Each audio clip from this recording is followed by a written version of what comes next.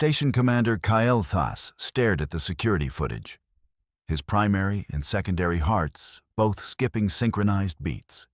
Human Jennifer Martinez sat cross-legged on the cold floor of Containment Level 9, surrounded by 7 Carvax Prime Apex Predator juveniles, the same creatures that had killed 3 trained handlers last week, while she graded elementary school homework with a red pen. "Get me every xenobiologist on this station. Now." His command voice cracked slightly on the last word. The emergency council materialized in the command center within 90 seconds, senior staff abandoning meals and sleep cycles. Security Chief Ziara arrived first, her tactical visor already displaying threat assessments. Senior xenobiologist Vexia stumbled in last, still fastening her lab coat, took one look at the monitors, and went completely still. That's impossible," Vexia whispered. On screen, the Carvax cubs, each one a Class 5 predator capable of tearing through reinforced steel plating, lay in a pile around Jennifer. Not stalking, not circling, sleeping. Their armored flanks rose and fell in steady rhythm. One had its massive head resting against Jennifer's knee. "Someone explained to me," Kyle Thas said with forced calm, "why those creatures are not currently dismembering our human guest." "They should be." Vexia moved closer to the display, her scientific training warring with visible panic. "Commander, Carvax biology doesn't include sleep as we understand it. They have hunt states and kill frenzy. Their neural architecture doesn't support restful dormancy. It's literally impossible for..." Jennifer reached for her coffee thermos without looking up from the paper she was grading. The cubs shifted smoothly, giving her room, then resettled. The largest one, the one that had taken Handler Prix's arm off, made a sound disturbingly close to a purr. "By the void," Zara breathed. They just... "Assemble an extraction team," Kael'thas ordered.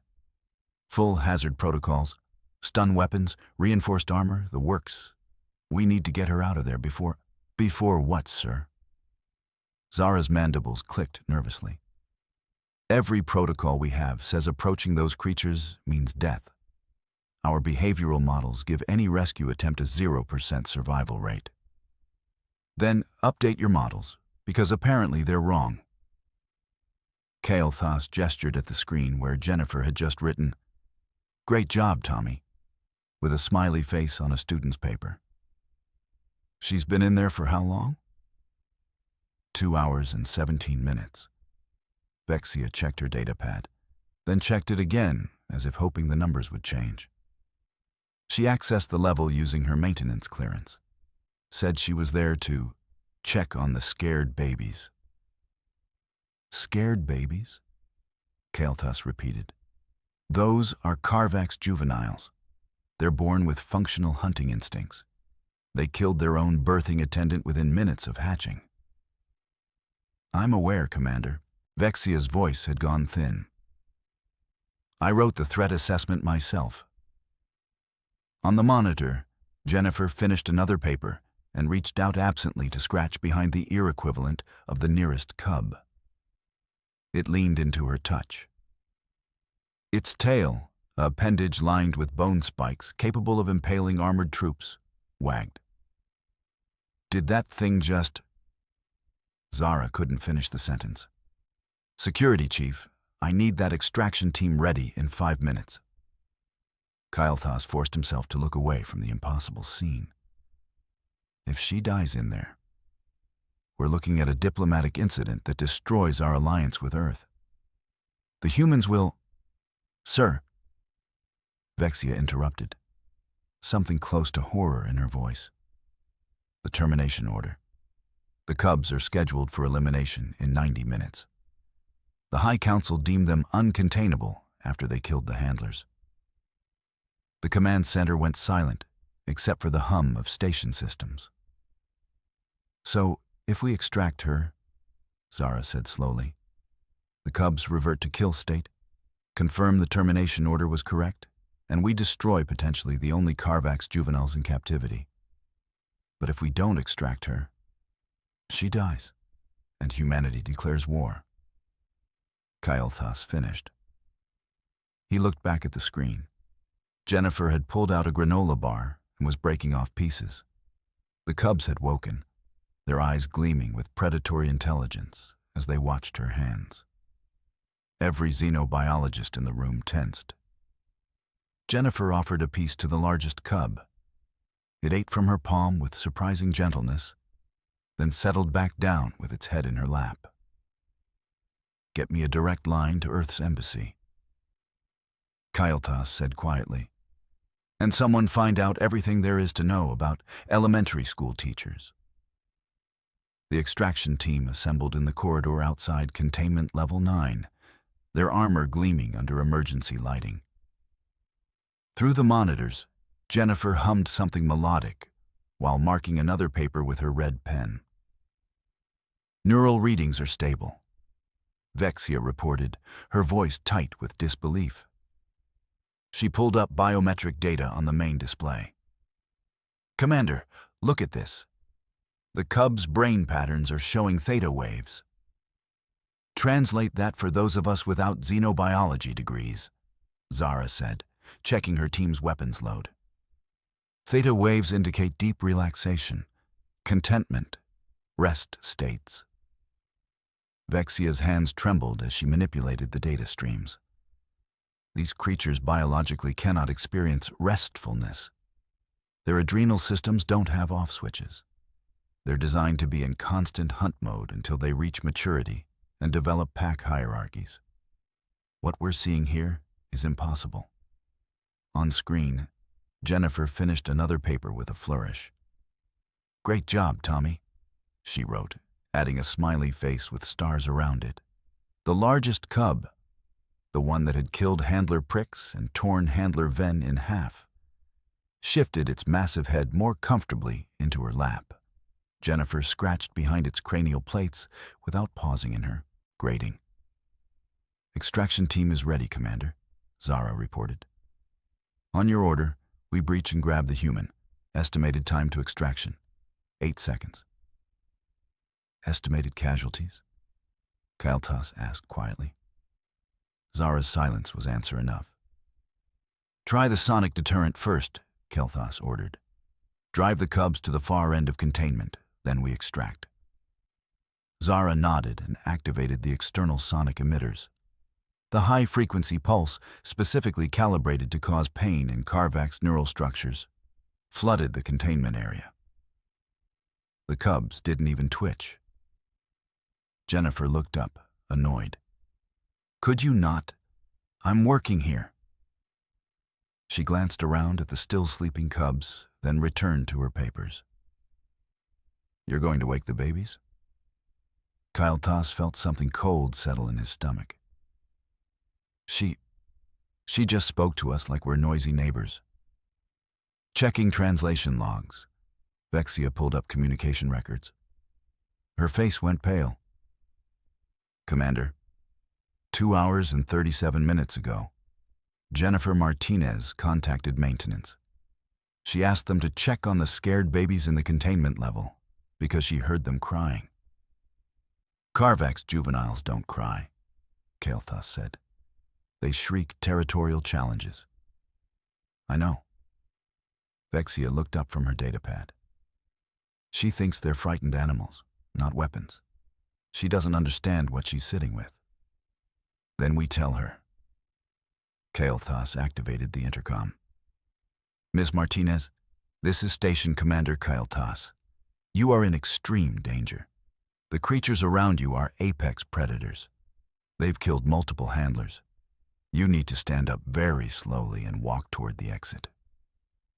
Jennifer's voice came through crystal clear, tinged with amusement. "The babies? They're not dangerous. They're just cranky because someone keeps them in this bright room with all this noise." She gestured around the containment area. "They're babies. Of course they're upset." Vexia pulled up communication channels. Getting High Council xenobiology experts on emergency channel. Maybe they can... Commander Kael'thas? The holographic form of Chief Xenobiologist Tharnex materialized, his expression grave. I'm reviewing your situation feed. This is unprecedented. Can you explain it? Kael'thas demanded. No. Tharnex pulled up behavioral models, ran them, watched them fail. Carvax juveniles cannot experience fear or crankiness. They're incapable of emotional states beyond aggression and hunger. Every model we have predicts 100% fatality for any being in proximity. He paused. Yet, your human has been there for over 2 hours. On screen, Jennifer set aside her grading and pulled a small bag from her pocket. The cub stirred, interested. She pulled out more granola bars and broke them into pieces. Please tell me she's not about to... Zara started. Jennifer offered a piece to the nearest cub. It took the food from her hand with delicate precision, its razor-lined jaws somehow managing not to even graze her skin. Then the sops, then next cub, then the next. 7 apex predators, each capable of treating starship hull plating like tissue paper, ate granola bars from a human elementary school teacher's palm. This isn't just unlikely, Vexia whispered. This is reality breaking. Jennifer laughed, actually laughed, and petted each cub as they ate. There you go, sweeties. Better than whatever they've been feeding you, right? Kael'thas watched his entire understanding of xenobiology crumble in real time. Get me every expert we have. I don't care what they're doing. I need someone to explain how a human teacher is doing the impossible. Master Xenobiologist Zilax materialized in the command center via emergency transport, his robes still flickering with residual energy. He'd been summoned from a conference 3 systems away. This had better be... He stopped mid-sentence, staring at the monitors. By all the dead gods. Master Zilax, you have 47 years of Carvax research, Kael'thas said. Tell me this matches something in your data. Zilax moved to the displays, his 6 eyes tracking every detail. He pulled up file after file, cross-referenced behavioral models, ran probability matrices. Each one failed. Nothing, absolutely nothing in our research indicates this is possible. Carvax juveniles are incapable of... He zoomed in on Jennifer's lap, where her notebook had fallen open. Wait. Magnify that. The image enhanced. Jennifer's notebook showed lesson plans and cute doodles on the left page, stick figures of children playing, a cat with an absurdly long tail. But the right side. Those are behavioral observations. Vexia breathed, reading over Zilax's shoulder. Body language charts, stress indicators, fear response documentation. Zilax scrolled through the visible notes, his expression shifting from confusion to shock. The cranial plate retraction indicates anxiety. The tail positioning shows submission, not aggression. Vocalizations are distress calls, not territorial challenges. He looked up at Kael'thas. That's more accurate behavioral analysis than our entire research database. How did she... Ms. Martinez? Kael'thas activated the intercom, keeping his voice carefully neutral. Can you explain what you observed about the cub's behavior? Jennifer looked up, surprised to still have an audience. Oh. Well, they were terrified when I got here. Wrong light spectrum, way too bright and blue, hurts their eyes. Wrong humidity, their skin was cracking. Wrong temperature, they were shivering. She gestured around the containment area. It's like keeping human kids in a freezer with strobe lights running. Of course they were aggressive. Check environmental controls, Zilax ordered. Now. An engineer pulled up containment settings. Carvax containment is set to Standard hostile organism protocols. Maximum visibility lighting, humidity at 12%, temperature at... Those are torture parameters, Zilax said quietly. If what she's saying is accurate, he ran calculations. Pull up optimal Carvax homeworld nursery conditions. The data appeared. There was a long, awful silence. She adjusted the room controls. Vexia checked the system logs, her voice hollow. 30 minutes after entering, dimmed lights to amber spectrum, increased humidity to 67%, raised temperature by 15 degrees, added white noise to mask station sounds. She accidentally created a perfect Carvax nursery environment, Zilax finished. Kailthas felt something crack in his understanding of the universe. Our protocols were torturing them? Decades of xenobiological research, and we were making them violent through environmental stress, Zilax confirmed. He pulled up neural scans. Commander, look at these readings. The cubs are showing REM pattern brain activity. That's impossible, Vexia protested weakly. Carvax juveniles don't have REM sleep. They don't have any kind of sleep. They do now. Zilax watched the data streams with something like wonder and horror. Every principle we've based our research on. Ms. Martinez. Kailthas tried again. What's your background? Your training with dangerous organisms? Jennifer laughed. Actually laughed. Dangerous? They're babies. I'm an elementary school teacher. 15 years working with kids, specializing in behavioral challenges. She scratched the largest cub's chin. Aggressive kids are usually scared kids. Same logic applies here, apparently. You applied child psychology to apex predators? Vexia's worldview was visibly cracking. That's not... You can't just... Well, yeah. Jennifer shrugged. They're babies. Babies need to feel safe. The environment was scaring them, so they acted out. Pretty basic stuff. Basic, Zilax repeated faintly. An alert flashed across all screens. Zara read it and went still. Commander, termination deadline. 30 minutes. Kailthas looked at the sleeping cubs, then at Jennifer calmly grading papers, then at the master xenobiologist who'd spent nearly 5 decades studying Carvax biology and was currently staring at a human teacher's notebook like it contained divine revelations. Cancel the termination order, he said. Sir, the High Council...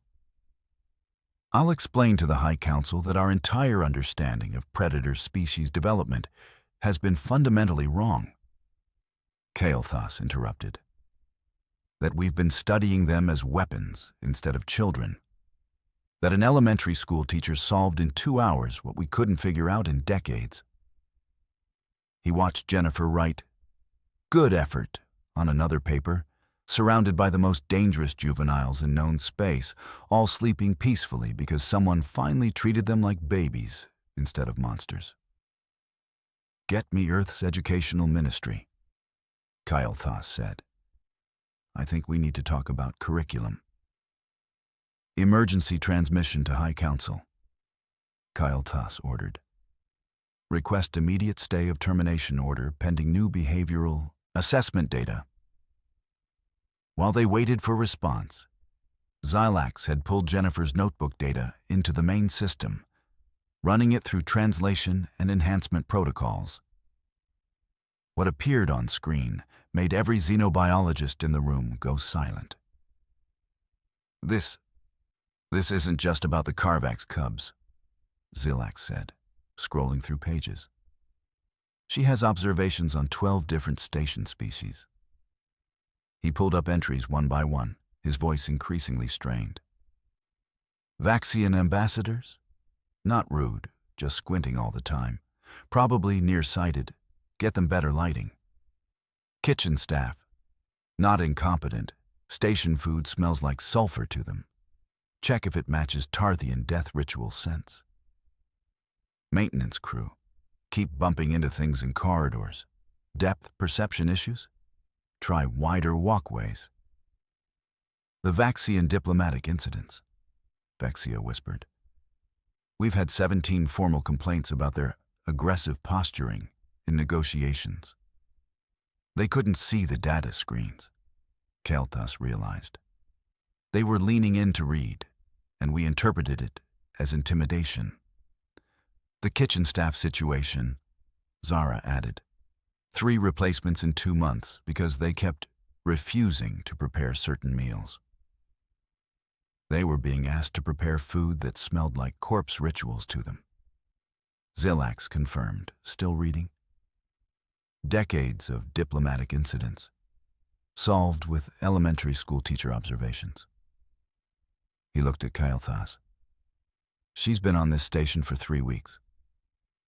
On the monitor, Jennifer finally noticed the camera's active light. Oh, am I in trouble? I asked maintenance if I could help. She waved awkwardly. I heard someone saying animal control needed assistance, and I had some free time after my teaching shift, so... She gestured at the cubs. They just seemed scared. Ms. Martinez, Kael'thas said carefully. You heard animal control needed assistance and thought that meant you should volunteer? Well, yeah. I was bored, and I like animals. She started gathering her papers. Should I not have? I have all my clearances up to date. The cubs stirred as she stood, their eyes opening. Every weapon in the corridor came up. Nobody move, Zara hissed. Jennifer stretched, joints popping. The cubs rose, stretched in mimicry, and then, impossible, unprecedented, theoretically non-existent, they followed her.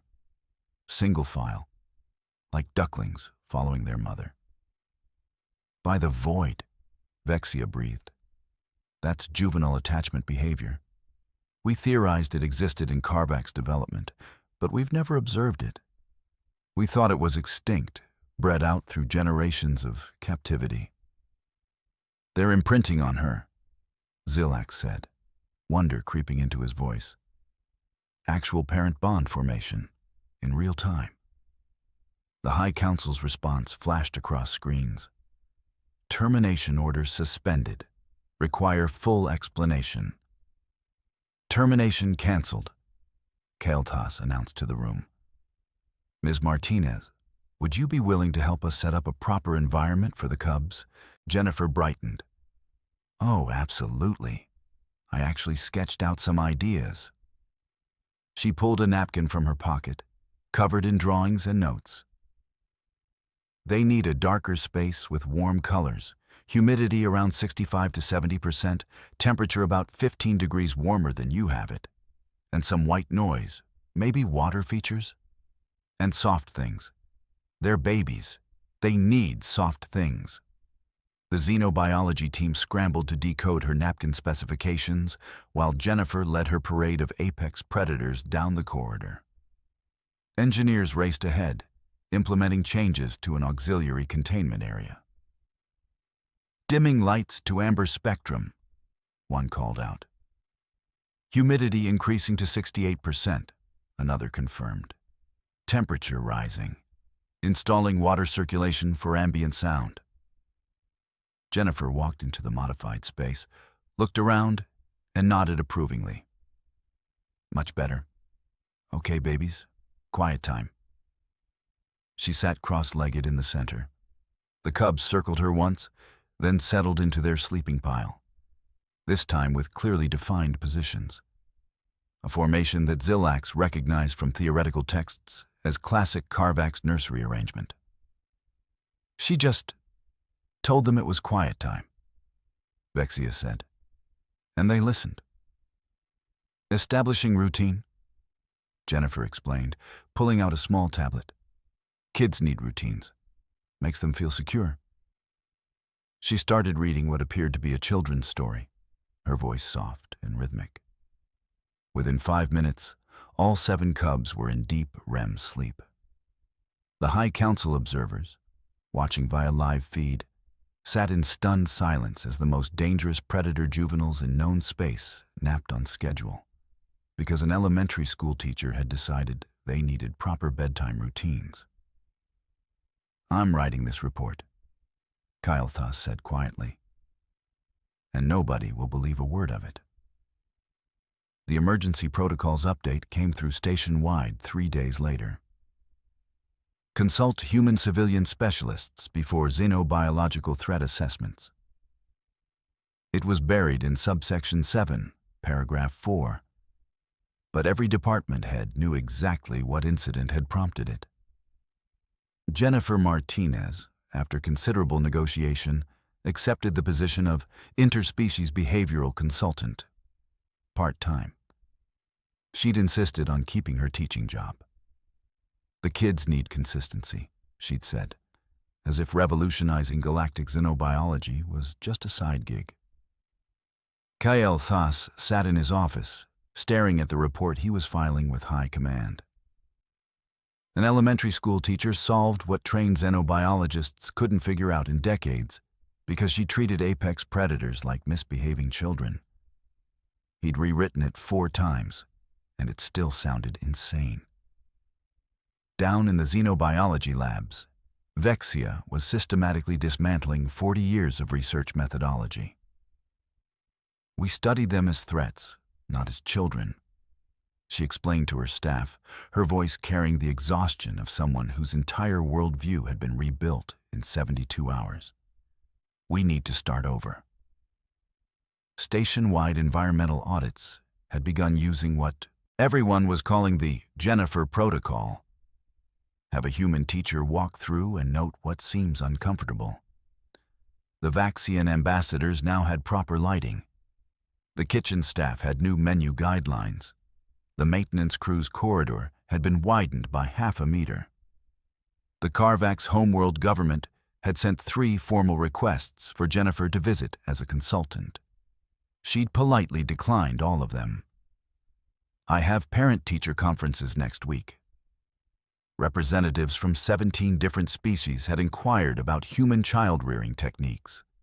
Earth's embassy was scrambling to find diplomatic ways to explain that, no, humans didn't have secret behavioral control methods.